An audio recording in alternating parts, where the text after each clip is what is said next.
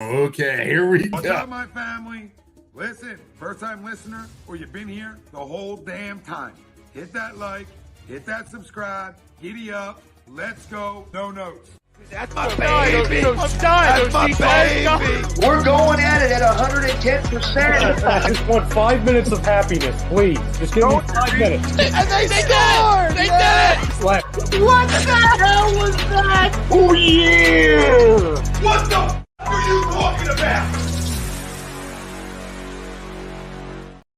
All right, welcome in the moment we've all been waiting for, championship weekend in fantasy football. Jesse King, Mike Everly, I'm Rob Brinkman. This is Real Talk Fantasy, broadcasting live from the Real Talk studios, exclusively on a2dradio.com, Facebook, YouTube, Twitter, X, Instagram. Download us wherever you get your podcasts, Spreaker, Spotify, Google Play, iHeartRadio, and iTunes. We're brought to you each and every week by Baggio's Breads, located in Mount Lawn, New Jersey, home of the best stuffed breads, tomato pies, sandwiches, cutlets, and meatballs. Mention A2D Radio for 10% off your in-store purchase. Now open 9 to 3 every Sunday. Go get your eats for New Year's. Eagles Cardinals this week. You know, first of all, I am in no championships this week. So I lost my 2 semifinal matchups last week. One thanks to Amari Cooper. One I just lost. I don't really know what happened. But if you are tuning in this week for championship advice, congratulations, because it's not easy to do. I don't care how weak your friends are, how dumb your friends are. You need to be extremely lucky in fantasy football, and you need to know your stuff. So congratulations on making your championship game. We'll have all the premier matchups.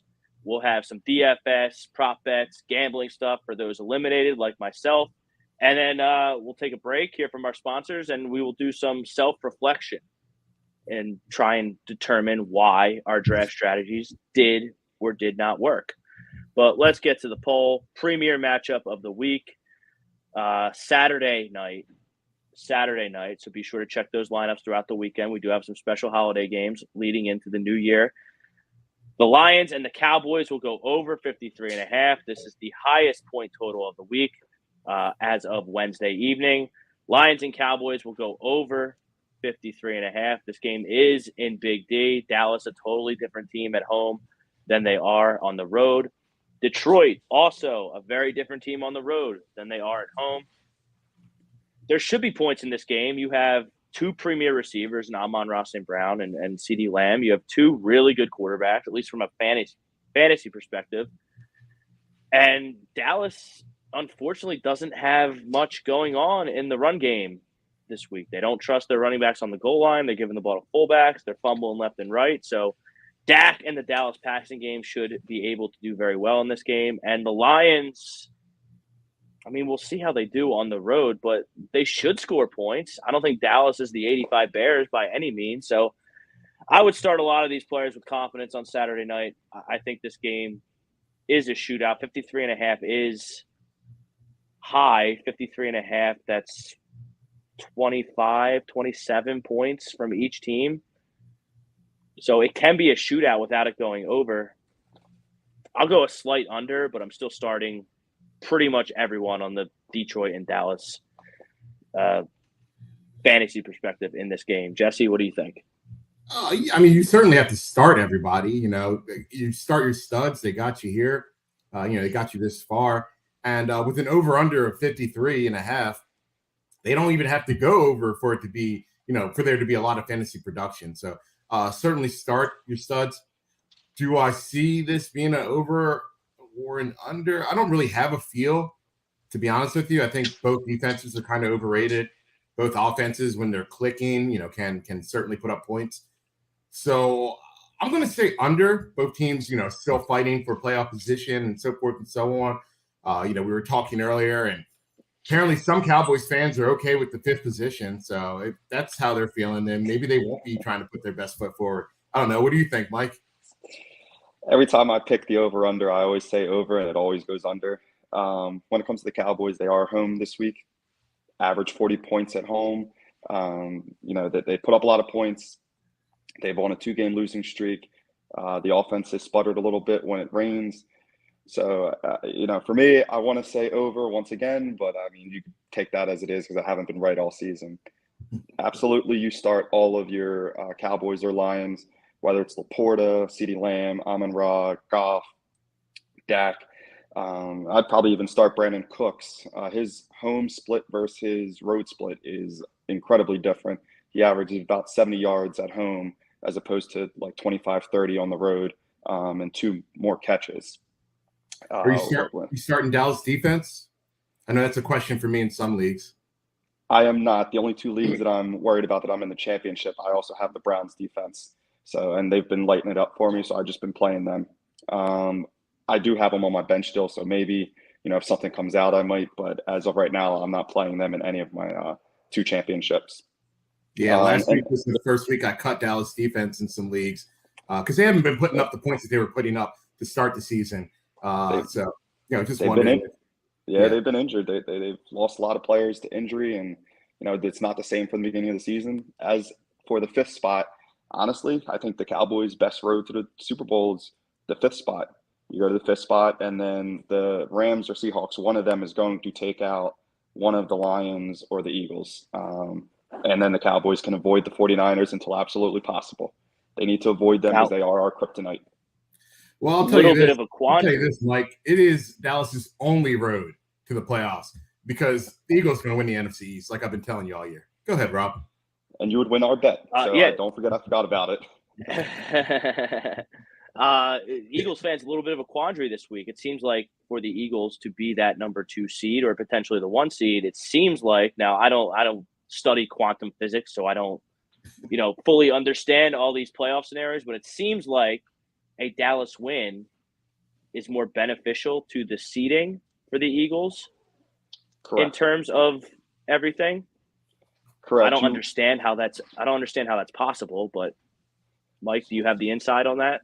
So it's going to come to strength of victory, most likely, depending on the conference records. And if the Cowboys beat the Lions, that would move the Eagles up to the 2nd, potentially the 1st, if the 49ers lose to, I believe, an NFC team. I think that's all they have left on their schedule, but they need a loss to an NFC team. And if that's the case, the Eagles could get the 1st seed. The Eagles cannot get the 1st seed if the Lions win that game. And I think the 49ers win. It's something like that. Yeah. The road's a lot tougher. So Eagles fans. Wait, number one in what? Strength of victory? Yeah, you'd have to be strength of victory, and strength of victory isn't decided until the last game of the regular season is played. Well, I don't know how the Eagles are going to win any strength of victory tiebreakers. All I've been hearing all year is how the all the Eagles wins don't count and they're hollow, and the Bills win doesn't count, the Dolphins win doesn't count, at the Rams doesn't count. The Vikings might make the playoffs. Tampa Bay is going to make the playoffs. Kansas City, I don't know what we're going to get to Kansas City. Yeah. So strength of victory isn't about the Eagles' strength of victory. It's the team that they play against. It's their strength. So essentially what they do, if the Chiefs win another game, that improves the Eagles' strength of victory. It's not how you guys beat them. I think I speak for most Eagles fans when I say we'll sacrifice a little strength of victory to watch Dallas lose this week. I figured. Because so Dallas has Detroit and then Washington. The Niners have Washington and then the Rams. Mm-hmm. And the Eagles have obviously the Cardinals this week and then the Giants up at MetLife. Speaking of the Chiefs, would the real Kansas City Chiefs please stand up? They look good one week, not good another. It's getting hard to trust even a player like Travis Kelce. Because you know what they say in Rocky, women weaken legs. And his play as this relationship with Taylor Swift has progressed has not been good. Taylor Kelce. Travis Kelce, is he just not the player he was? Is he distracted? Is he going to get on track? Obviously we talk about tight end or lack thereof across the whole landscape of fantasy football. So I can't imagine a scenario where you're in the championship and are going to even be considering benching Travis Kelce. But I know I am not in a championship this week because Travis Kelce disappointed yet again last week. I don't think he is distracted by Taylor Swift. I think he's too good and too busy. She's too good and too busy to allow anyone to distract them from their craft. I think he's injured. I think he's playing through injuries. It might not be anything that's, obviously it's nothing that's going to keep him off the field. But, some of these small nagging injuries, an ankle sprain, a bone bruise, you can play through it easier when you're 27, you know what I mean? When you're 25 versus, in your 30s. So I just think it's one of those things where, the age is certainly starting to show a little bit with Kelsey, and he's playing through, some smaller nagging injuries. And, they're just enough now with, the injuries coupled with his age, to slow him down a bit. That plus the other receiving weapons there are just trash. Kelsey's always commanded a double team and extra eyes and extra attention. But I think that the defenses are straight up just saying, we're going to play 3 defenders on Kelsey, and let someone else beat us. And Mahomes is peppering targets, putting balls on hands, and they're dropping them or they're lining up off sides. Yeah, the Chiefs lead the league in drops. I mean, it's Mahomes doesn't have the talent around him as in years past. And I mean, even last year, his receivers weren't great, but Kelsey was. And so I think it's a combination of Kelsey's gotten a year older. He's 34, he's starting to slow down. And even this offseason, he mentioned potential retirement. And I know, a lot of players have said in the past, once you start thinking about retirement, maybe you should, because your mind is already starting to go there, Also, I have Travis Kelce in my one league, my keeper league. He was one of my keepers, and so I'm going to be playing him. Even though I have Trey McBride, I'll probably keep McBride in the flex, unless you guys think I should put Addis in there. But yeah, it's tough. All year he's underperformed greatly, especially for his draft position. McBride's a must play. Yeah, got to put Trey McBride. I love that guy. They're going to pep on the targets, and there's no one on the Eagles that can stay with him. No. So the Chiefs playing the Bengals this week. Is this a get-right game for the Chiefs? Bengals really need the game. Chiefs really need the game. This is going to be the first postseason that Patrick Mahomes is going to be in where they're going to have to play on the road to get to the Super Bowl potentially. I don't think they're a Super Bowl caliber team right now. Way too inconsistent, but Bengals really need the game. Chiefs need the game for seeding. Can the Chiefs get right against a pesky Bengals team coming off an embarrassing division loss to Mason Rudolph? I'm going to cut in real quick, Jesse. The Chiefs need this just to lock up the division. They still haven't won that division yet. I mean, you have the Broncos still sitting there, and the Raiders are still alive, depending on what happens these last 2 games. So this is a must-win for the Chiefs. Otherwise, you could be facing a wild card seed and going on the road the whole way. And they play different than when they are at Arrowhead. That noise that affects teams in the playoffs. Bengals, Browning, he showed something for a little bit, but now with Chase out, I see this as a potential get-right game for the Chiefs. But even a get-right game, I mean, they're still staring up, in my opinion, at the Ravens and the Dolphins. That's who they're going to have to get through. I think that's going to be the AFC championship game. Yeah, I mean, what do you mean by get-right? They're not going to be the Chiefs of the past where they're airing the ball out, putting up 35, 40 points a game. That's just not going to be the 2023 Chiefs. They don't have the weapons, number one, and number two, defenses just aren't going to let them air it out and just get deep shots over the top. No, they're going to have to, methodically move and matriculate the ball down the field, and that takes talent, right? That takes guys that can get open and catch the ball. And they don't have guys that can get open, and they don't have guys that can catch the ball right now. So, you're going to see that offense remain concentrated, with, Rashid Rice and with Travis Kelce. You have no Jerick McKinnon out of the backfield. That he was a huge weapon for the Chiefs last season towards the end of the regular season and, beginning of the playoffs. They don't have that anymore. So there's no getting right if you're talking about turning back the clock, in the hands of time to go back to old school Chiefs, but they're still number one team in the AFC. You still have to go through them, in my opinion. They're still going to step on any field, and until maybe the Super Bowl, have the best quarterback and the best head coach in any matchup. The Dolphins are soft. When the Dolphins get to the playoffs, I wouldn't be surprised they get knocked out very first round. Baltimore's a good team. but we're going to see, we're going to see what they're made of. We're going to see if Lamar can actually win in the playoffs this season. So I'm not trying to take anything away from Lamar. I'm not trying to take anything away from Baltimore. All I'm saying is the Chiefs are still the team to beat, in my opinion, in the AFC because it's all about matchups. It's not about regular season wins. And you're telling me that the Chiefs aren't going to be favored, or at least in your eyes, they don't have a good chance to win against literally any team in the AFC. You always have a chance. They're probably going to be favored, or they're definitely not going to be more than a field goal dog to the Bills, the Dolphins, the Ravens, no matter on any field. That would be their matchup right now. They're the 3 seed. The Bills are the 6 seed. Obviously, it's still 2 weeks to go, but that would be the matchup in Arrowhead, Chiefs and Bills. And I would probably go Bills. So Jesse, you're telling me the Chiefs aren't going to go back in time to when they had Tyreek Hill? This is why you don't trade Tyreek Hill. I still don't believe that trade. I can't believe it. I don't know who I would vote for MVP right now, but it wouldn't be a quarterback. It would be either Tyreek Hill or Christian McCaffrey. You mentioned both, Jesse. You mentioned both the Dolphins and the Ravens in your little rant there about the AFC. They play each other in Baltimore this weekend in our third premier matchup of the week. Can the Dolphins go into Baltimore and win this football game in potential rain, cold? Talk about another team.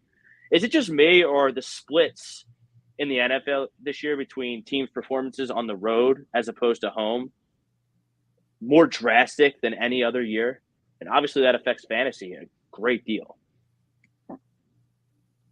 I don't know if they're more drastic this year than other years. We'd have to literally look at the numbers to see that. I just think that there is not a great separation, between the teams this year, right? So those home road splits are more magnified, and they mean a lot more. Or maybe that's just them being. Maybe that's just a product of all these teams this year being, good but not great, right? Good teams win the home games, and they're going to have a spotty record on the road. And even the teams with the best records this season, when you put them up against the better teams of years past, I don't really think that they stack up this year, right? I don't think we have that upper echelon team, that real standout talent. Even with Baltimore being a very good team and having beaten the 49ers this week on the road, at home. I just don't think that we have those real high upper echelon teams this season. So I think it's a product of that, Rob, more so than anything. Yeah, Mike, thoughts on the Dolphins and Ravens premier matchup? I think this might be a little bit of a trap game for the Ravens. The 49ers were seen as the best team in the league. They just took them and just manhandled them. The confidence might be up, and then you have another team coming in. Now, I will say the Ravens' physicality stood out against the 49ers, and I do agree with Jesse to an extent that the Dolphins are not – they're more of a finesse team. They're going to try and outrun you. They're not going to try and hit you in the mouth. And the way that Ravens defense was playing, if they can stop Tyreek Hill or limit him without Waddle playing, they have a really good shot of just absolutely shutting down Tua. They're going to make those windows tight. They did that to Brock Purdy. Tua's very similar. He gets the ball out a little bit faster than Brock, but the Ravens were in those windows immediately, and they just shut them down. So while I think this could be a potential trap game for the Ravens, I actually probably would still go the Ravens. And as far as the team's road versus home splits, I think it's just more about the league parity than anything. This year, especially, you don't have that runaway team like the Eagles last year or like the Patriots when they had Brady and Moss. Like, you just don't have that dominant level team. Any team, any day of the week can come up and win. I mean, the 49ers losing 3 games to the AFC North is very telling. That's a black and blue division, good defenses, and they just no-showed against them. Oh, I haven't even looked at the lines, but the Ravens going to smack the Dolphins. Yeah, I think the Ravens ultimately get that game. Especially with the receiving core being a little banged up, and if their offensive line is banged up and not back and fully healthy, the Dolphins, their offense is like a choreographed dance. It's like an art. So when you have any absences, on that offensive line, that's going to be, those are big hits, especially I think that their center was out last game. So if there's even at full strength, center's done. Center's done for the year. Center's done. Even at full strength, I think the Dolphins get smacked. So any injuries, center being out, and any other injuries, that's going to only swing the bar the other way. Certainly a bad situational spot, as Mike alluded to, coming off of that, that big win against the 49ers, establishing themselves as the team to beat, right? The number one team in the league so far. I definitely think that they're gonna get their head on straight though and smack the Dolphins. They're soft, man. The Dolphins are soft. You mentioned Jalen Waddle as of Wednesday evening. Jalen Waddle did not practice Wednesday. Doesn't sound overly concerning that he's not going to play. I think they're just going to hold him out until the end of the week, that Thursday, Friday. Yeah, definitely something to monitor. Yeah, I thought they were going to. I think some of the reports were saying they just wait until the end of the season, bring them into the playoffs. I mean, it says the news on Yahoo, which where I play most of my fantasy, says they're not really that worried about it. So yeah, well, if you have something to monitor his the injury report leading up to the game this week. Your fantasy season should be ending this week. It's already crazy enough to play this long, but you don't want to play week 18 because most of the starters that got you there are going to be set, right? But maybe not this year, with all the parity and with all the teams being so conjumbled. But normally, the top teams are going to sit their best players and gear up for the playoffs, and those are the horses that got you there. Sorry, Jesse, did you just drop a conjumbled on the podcast? I think I did. You did. I like that. Let's get that on Urban Dictionary ASAP. Conjumbled. The standings in my fantasy league are conjumbled this year. Yeah, look it up. It's in a dictionary. Jamar Chase, obviously a fantasy stud. One of the reasons I am not playing in a championship this week is because Jamar Chase missed the game, and I missed out on that top tier, top 5 draft pick production. He's working with trainers. He's got that sprained AC joint. The Bengals need the game, so they can't play any games. Oh, we need to make sure he's healthy in the playoffs. And no, you need to beat the Chiefs this week so you get into the playoffs. I don't know. As of Wednesday, sounds like not great for Jamar Chase. Obviously, T. Higgins had a big game in the garbage time production. Empty calories lost to the Steelers. And Tyler Boyd might be someone to monitor. I don't know. If you're playing Tyler Boyd in your championship game, you're probably not in the championship to begin with, but certainly look for an uptick in T. Higgins if Jamar Chase can't play, because I don't think the Chiefs defense started hot, but I don't know. It hasn't impressed me really all that much. So I don't know. I think there's going to be some points in that game as we get into our DFS picks and whatnot. Any other injuries? I mean, I know you guys, I don't have any championship games. I know you guys have championship games. Lineup questions, toss-ups, injuries of note? So I think people need to monitor Josh Jacobs. If you weren't able to get Zamir White, he had a nice game. Also, I was able to pick up Zamir White in one of my leagues. Going back to the Chiefs defense, I think they played really well against the Raiders. I mean, the Raiders didn't complete a pass in the second, third, or fourth quarter. Their points came off of they had the turnovers. Yeah, they had the fumble and then the interception, and then the Raiders did nothing the rest of the game. I mean, Devontae Adams, who I had playing in one of my leagues, and the reason I'm not in the championship, had 1 point. So, it's stuff like that that he did. Yeah, and meanwhile, I had Pickens sitting on my bench. So it was not good just looking at the difference in points.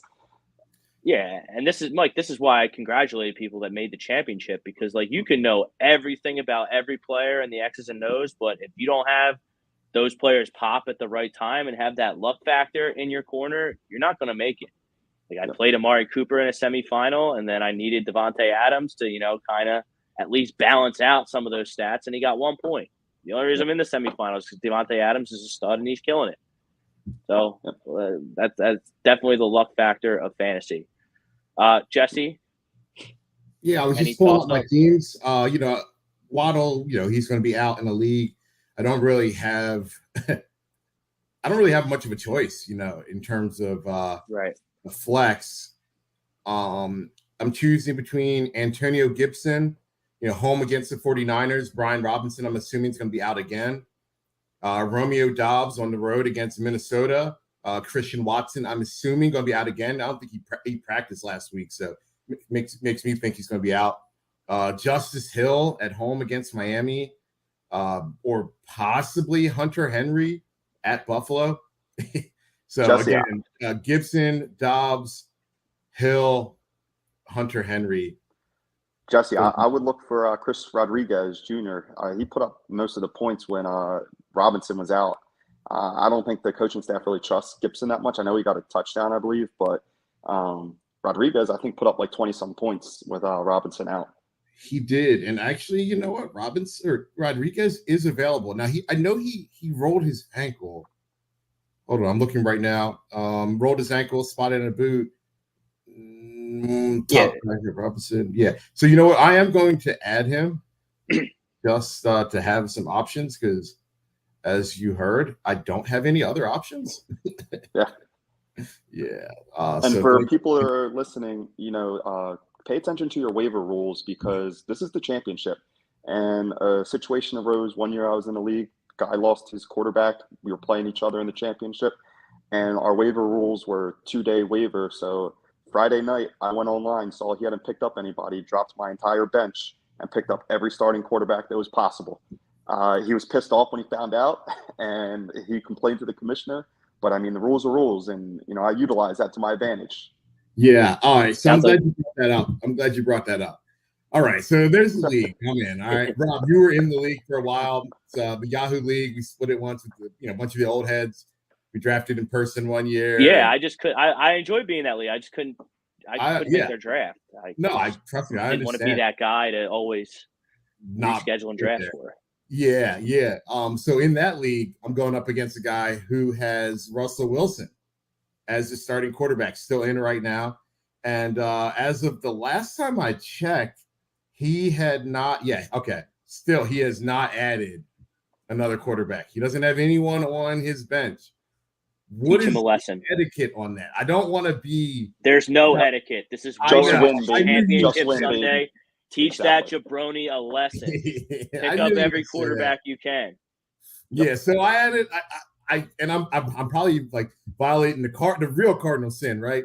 By half doing it, right? You should either be all in or all out. Because I dropped my entire bench.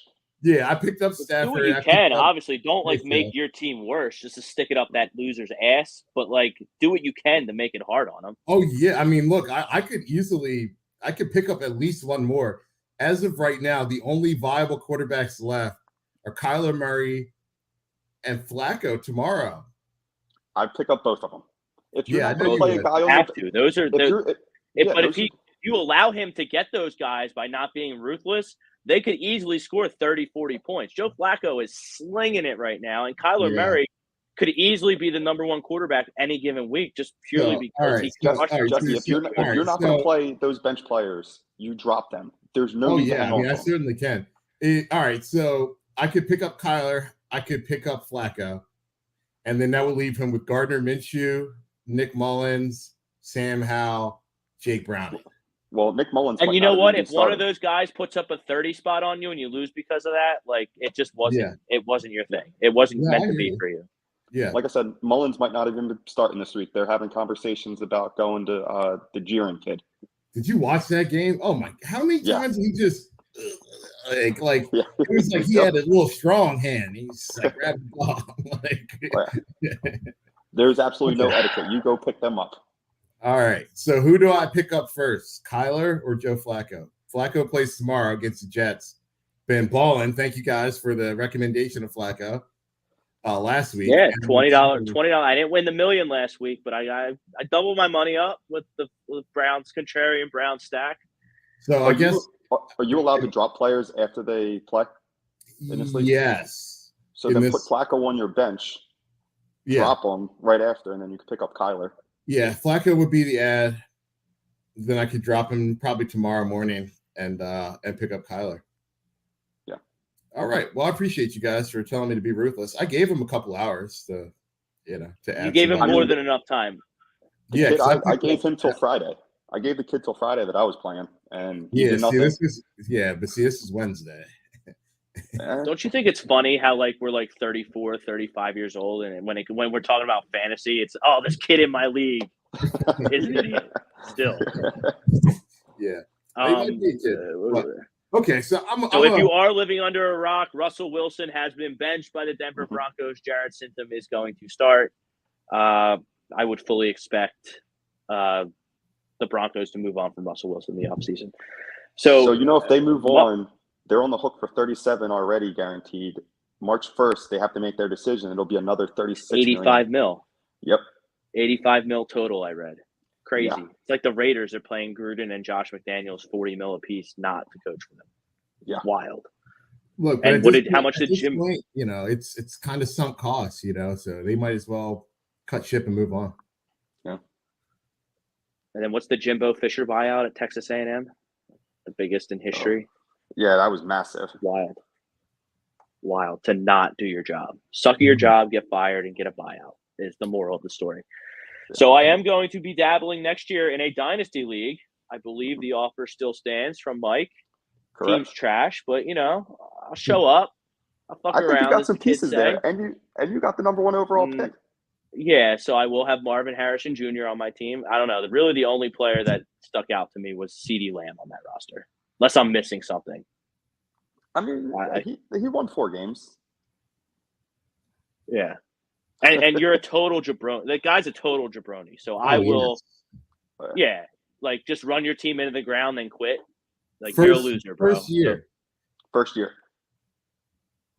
Well, Jesse, I believe you're in this league as well. Yeah. Well, we are going to be the only draft pick I'm interested in is Marvin Harrison Jr. I'll be taking him first overall.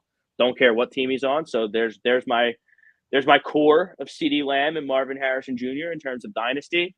And then I don't have anything else. So I am going to be trading the rest of my draft picks for established stars. I think Cortland Sutton, T. Higgins is on my team. So once I'm added to the league, I assume you can trade throughout the offseason. As how soon as dynasty the works? championship, as soon as the championship is over, we can add you. It's just a fairness thing, so that you don't start dropping players while the guys are playing for. I understand.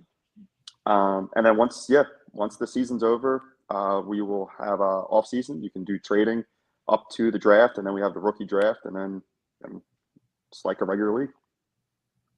Perfect. Can't wait. I never played in a dynasty anything before. Kind of think it's overkill in terms of just when you inherit a trash team like I did, but I'm going to build it into a monster. I'm determined. Can't do any worse than I do in my freaking redraft leagues, right? All right, let's take a break. Let's pay some bills, and then I had a team that went 3-13 in the regular season. So I have the draft pulled up right here. We're going to do a retrospective of why I like to do this when my fantasy team sucks, which is quite often, on why my team sucks. So we're going to have some laughs because I looked at it before we went on the air. It's hilarious how bad of a draft that I had. Let's hear from our sponsor, Royal Billiards, and we'll be back right after this. Royal Billiard and Recreation, proudly celebrating 40 years and our new, bigger showroom. Twice the size and twice the fun. More pool tables by Olhausen. More dartboard sets, including custom reclaimed backboards. More bar and kitchen stools that can change a room. And more bars, including pre-built and custom. Hot tubs, skee ball, shuffleboard, outdoor, and fun. Royal Billiard and Recreation, your ultimate game room store. Now located on Bethlehem Pike in Colmar. All right, there they are, Royal Billiards, game room, man cave needs, royalbilliard.com. Tell them A2D Radio sent you a 515 Bethlehem Pike in Colmar, Pennsylvania. Anything you need to make any ordinary room into an extraordinary gaming experience, there they are right there. A little retrospective, and we'll get into our contrarian DFS plays and maybe some gambling prop bets to guide the people who don't have championship matchups this week. So I have a draft here. It was just a total disaster. It looks like I had the 10th pick in a 12-man league. So right off the bat, I'm looking at it. Let's count how many of our 10 draft commandments I broke making this team. It's at least a 7 out of 10. Might be more. So what have we been telling? What do we tell the people all season? Load up on your pass catchers, fill in with your running backs later on in the draft. Running backs get injured. Running backs are in timeshares. It's a passing league. So, of course, I nailed that into our listeners' head the entire offseason. And with the 10th overall pick, I took Saquon Barkley. Solid. Then I had CeeDee Lamb. I took him second. But, I would have made the playoffs if I took Amon-Ra St. Brown and then took CeeDee Lamb. If that was my first two draft picks, I probably would have made the playoffs. Yeah. Then a couple of my players went off the board that I wanted to take. So I panicked and took Amari Cooper. And fitting that Amari Cooper is the main reason that I'm not in a championship game this week, because all the regular season weeks I needed to put him a 50 burger. He was inconsistent with bad quarterback play. Now he has Flacco down the stretch, and he sticks it up my keister in the semifinals. Then I overdraft Kyle Pitts because I thought I had it all figured out. Panicked again. Took one of my mid-round sleepers in the 4th round of a competitive 12-team league. Kyle Pitts, 39th overall. Awful pick. Then I picked Lamar, dual threat quarterback in the 5th round. Maybe it's a little early, but that's not the reason I lost. Mm-hmm. He was healthy. He did well. Took George Pickens in the 6th round. He's an okay player. Not a quarterback situation I was thrilled with, but I thought that he might have a chance to be a breakout. And I think we talked about him on the pod as a breakout. So not terribly disappointed with that pick. But if I went Amon-Ra St. Brown, then CeeDee Lamb, which I actually did do in the 2nd round, then took a guy like Keenan Allen in the 3rd round who was on the board at that point. You'd have had the first seed in the playoffs. Totally different team if I just followed my advice. Then it gets really hilarious. So Brian Robinson, he's stud of the year in fantasy. I had him targeted, and I think I had him on every team as a mid-round running back that I thought was going to pop a little bit, as was Alexander Madison. So basically on the teams that I found running backs like Raheem Mostert and Rashad White and people like that, I had a chance to go to the championship. And then all the other teams that I picked guys that I couldn't trust or ended up not being able to trust, I sucked. Like Damian Harris. Remember him? Remember him? Yeah, neither do I. I picked him way too early. Thought he was going to be the back to own in Buffalo. Basically, the moral of the story is I fell in love with my sleepers and picked them way too high. Yeah. Which is not what you're supposed to do if you listen to this pod every week. And then I had Jalen Hyatt, 10th round, then rounds 11 through 17, I got no production. Round 10, Jalen Hyatt. Round 11, Jamison Williams. Round 12, Tank Bigsby. 13th, Deuce Vaughn. Jawan Johnson. John Mechie III. Chuba Hubbard, and Van Jefferson. I don't think any of those guys you just listed are rosterable. Chuba Hubbard. That's a bad draft. Yeah. He was actually my top running back on the team because Saquon Barkley never played. Yeah. So that's what happens when you don't follow the 10 draft commandments and listen to the pod every week. You end up with a trash hole team like that, and you miss the playoffs and finish in last place. I stand by this. That's how you play fantasy. You pick receivers early, get your pass catchers, find the Raheem Mosterts of the world, the Rashad Whites of the world. Those were the two I really found. There's probably others across the league. Devin Singletary, I know, saved a lot of people this season with Damian Harris not producing, but get your receivers and get your running backs later on. And then I have good commissioners. Jesse, you're one of them that do late drafts, which is also a blessing and a curse at the same time, because the more a stubborn person like me looks at their sleepers, the more I fall in love with them. And then you draft Kyle Pitts way too early and George Pickens way too early and just neglect just meat and potatoes types of guys like Michael Pittman, Drake London, Keenan Allen, guys who have a track record in this league of having success that can really help you. Like, are they grand slams in the 4th, 5th, 6th round? No, but they're not going to be complete busts like the team I just read for. So I guess my advice to people in my little retrospective rant here is trust the strategy, trust the wide receiver first strategy, and don't fall in love with your sleepers, because then the team I just read you happens. Mike, what do you think? Yeah, I can't disagree. I was fortunate that some of my blunders weren't compounded. Sounds like some of yours were when it comes to later in the draft.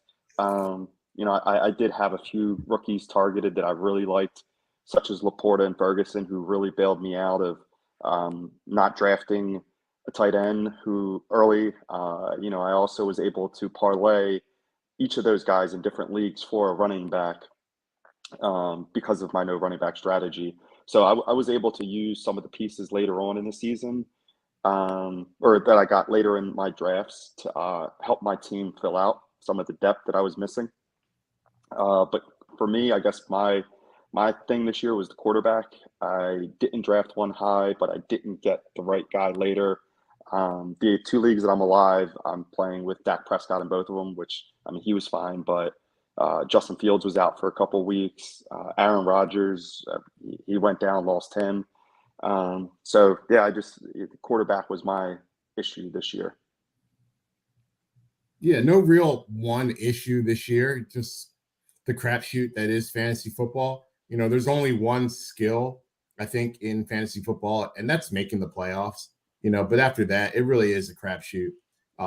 Some people can perennially make the playoffs in, a majority of their leagues, and that's really the only skill. But once you get in, if you don't have a first round bye, you got to win 3. You got to go on a run and win 3, and that's just tough in fantasy football because the sample size is so small, right?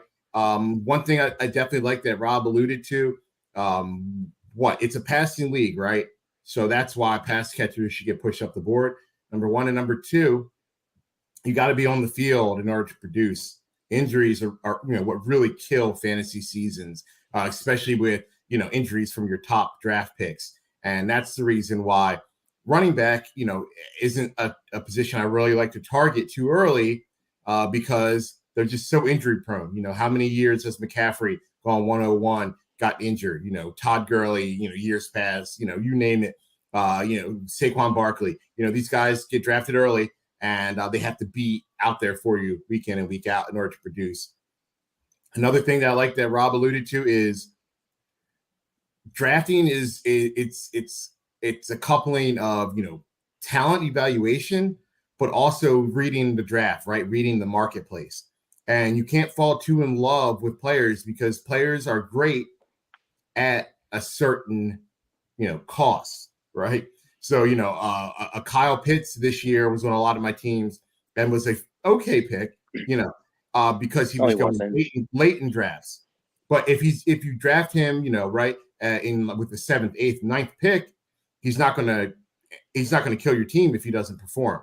Right? The risk is baked into that pick. If you reach and draft him in the 4th round, that's something that seriously can impact your team, right? Because you're expecting to start a player that you draft in the 4th round. So certainly remember that it's about draft capital, right? Cost is almost everything. There's some players, the 1st round players, that are good values, should be good values, no matter what draft position, right? What round you pick them in. Those are the 1st round players. But the guys at the back of the draft, they have a price tag tied to them. And I think drafts and I think leagues are won in the late rounds. The early rounds, you gotta just let it fall to you, right? You have your list of players and you draft who falls to you, right? Because if you don't have the 1/1 this year, there's no way you're getting Justin Jefferson, right, or McCaffrey. But anyone could have gotten Mostert, right? Anyone could have gotten Kyron Williams, right? Those guys. Anyone could have gotten Sam Laporta this year. Those guys, are going late enough in drafts that you can get them with whatever pick you want. So that's why I really like to look at the back end of the draft. It just happened to be a year where the late round running backs kind of hit. right? And when you have those years, if you follow that formula, wide receivers early, running backs late. If you have those years where you hit on those guys like the Kyron Williams this year, that's when you can really put together fantasy gold, fantasy dynamite. And I think that especially we have 4, 5, 6. I know you guys approach double digits. I don't have that many anymore, but like the pass catchers over running backs, if you do that over 10 leagues, say, in a macro perspective, it's really going to pay off. Yeah, you might not win any championships, but you're probably going to be playing in the semifinals if you pick the right receivers and get lucky. Like, you be a bunch of semifinal matchups, and then you let the chips fall where they may. Kyron Williams is an absolute beast. He was on IR for IR. You missed 4 games, right? He's second in the league in rushing yards going into week 16. That's unbelievable. That GM, talk about hitting late in the real NFL draft. I mean, Les Snead out there in Los Angeles. I mean, he trades all these first-round picks for Jalen Ramsey's and Matthew Stafford's of the world. And not only are they going to the playoffs in the NFC, they can make some noise. So shout out to him in terms of a real GM. I think in terms of the real fantasy MVP, I think it's our boy Raheem Mostert. I think all of us have shares of him. 20 touchdowns, like Jesse alluded to. Anybody could have gotten him. Everybody passed on him probably at least 8 times in their fantasy football draft. I know I got him on waivers in some of the draft after we broke it down on the pod here. But, I mean, anyone else deserving of a shout-out in terms of fantasy football MVPs? I got to go with his running mate, Tyreek Hill. Tyreek Hill, he led most of my teams to the playoffs. It didn't work out because he got injured and he didn't put up what he was doing early in the season. But I had Mostert and Hill in most of my leagues. And, I was putting up boatloads of points just with those two. Now, I know Hill, not everybody could have gotten a chance at him. But, most leagues he was going anywhere from 5 to 8. So, he was available and to an extent to at least the first couple players. Yeah, Devin Achane, who's who needs to be talked about, even though he didn't perform in too many games. The games where he did hit, he won you weeks.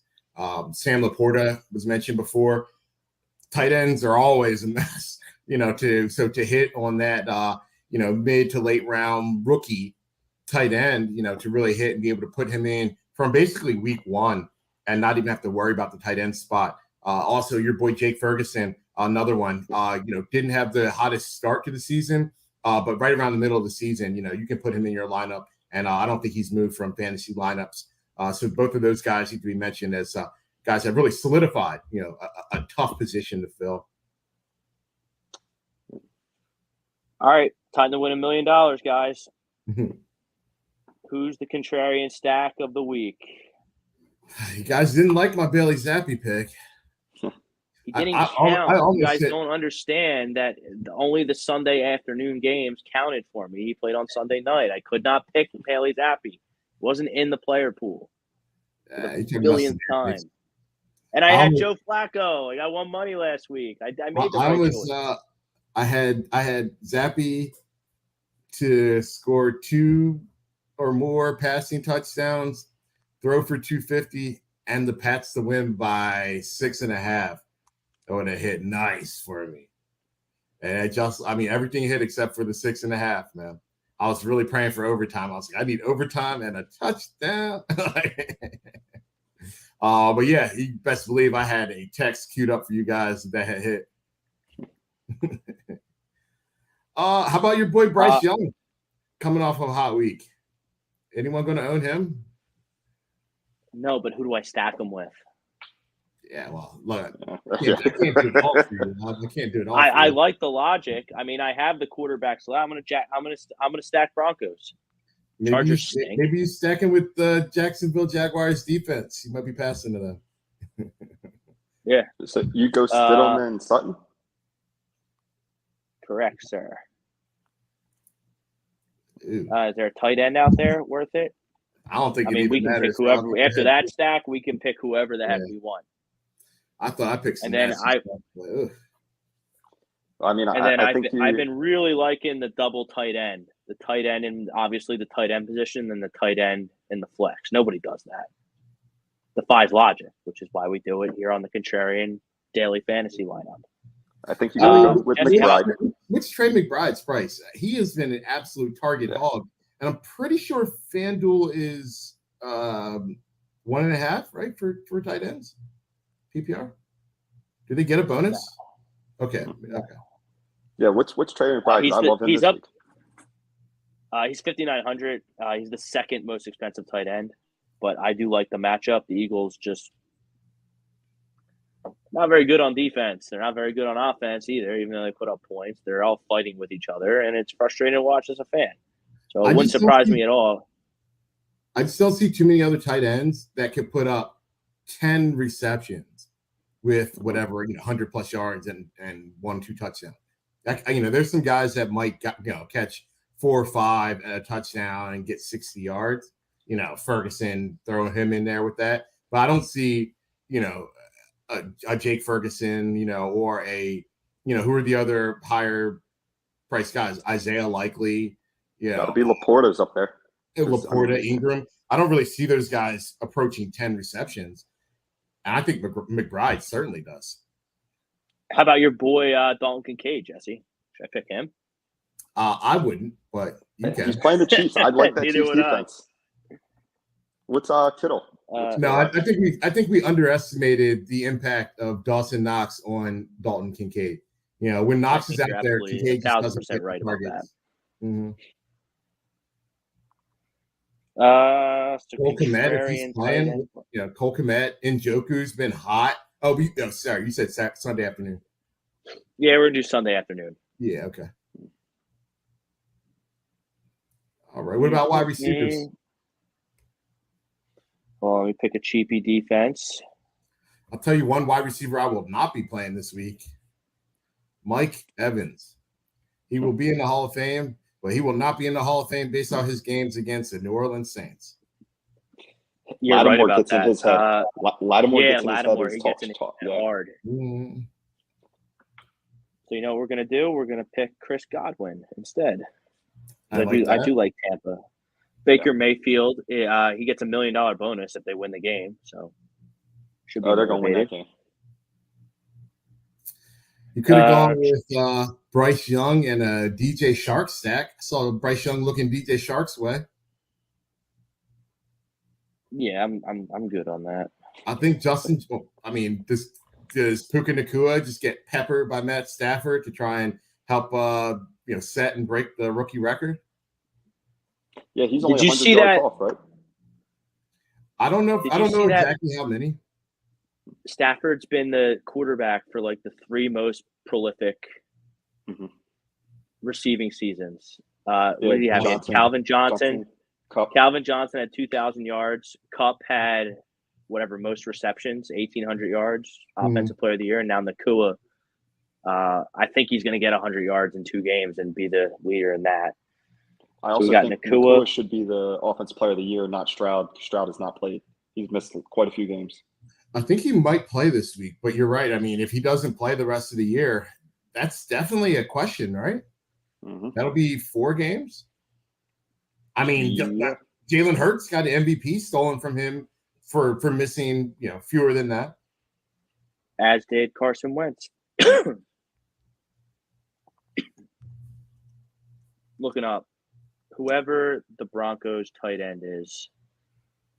I think you got to play Rashee Rice if you. Is it I forget the guy's name. Troutman. Who? Oh, okay, that's not who I was thinking. The Broncos tight end. Yeah. Yeah. So now we can spend up on running backs. So CMC. Now I can't spend this is your wheelhouse, Rob. Oh, Washington is going to get blown out this week. You're probably right.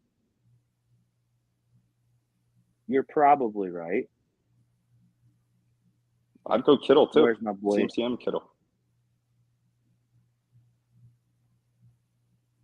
Is Mostert? He's just questionable every week, just to be a pain in the ass to podcast like this. They're just trying to. I mean, Yeah, he didn't play like the last 2 quarters. They had Jeff Wilson in there. Yeah, I think he got rolled up on maybe or a weird tackle early, came off, tried to go back out there, came off again, something like that. Yeah. That was the story of my my week. DJ Moore, same thing with him. Waddle. Do you think the Denver Broncos running back situation changes at all with Syntham in there? No. No. The situation doesn't change for me. I'm not playing them. That's their only situation as far as I'm concerned. No. I need running back. Kyron Williams probably has a big game. They seem to just give him the work, even though, they're trying to make the playoffs. I picked him. I just picked him. So what now about Kamara? What's he at? 4,800 for my list. 7,500. I need a 48. I need an under 5,000 running back. Under 5. So we have. Oh, what about? He's kind of bargain basement. What about the aforementioned Chris Rodriguez? Anyone else playing him? Is he going to play? I don't know. What about Kansas City? I know McKinnon's on IR. I want to say Pacheco might be in concussion. Pacheco's in concussion protocol. As of Wednesday, there might be a bargain basement KC guy that you could play, and Clyde. With Clyde Edwards-Helaire. Clyde Edwards-Helaire. Well, he's got to be cheap. He's he's 5,300. I can't afford him. Ty Chandler. He's hurt too. Okay. I would imagine that he's if Edwards-Helaire is priced out. And I think the Vikings are on either Sunday or Monday Night Football. Well, Rob, you're looking at the list. Why don't you read off some of the top names that you can afford? Good idea, Jesse. Probably would be easier than just throwing darts at a dartboard like Stevie Wonder. Tyler Algier, Amir Abdullah, P. Ryan. So it sounds like I'm going to have to bump down. It sounds like I can't afford. Wait, why not just play Algier? Didn't he have like 20 last week? Yeah, of those 9 times, 69 yards, 19-yard receiving touchdown. Let's do it. Of those names, he's definitely the play.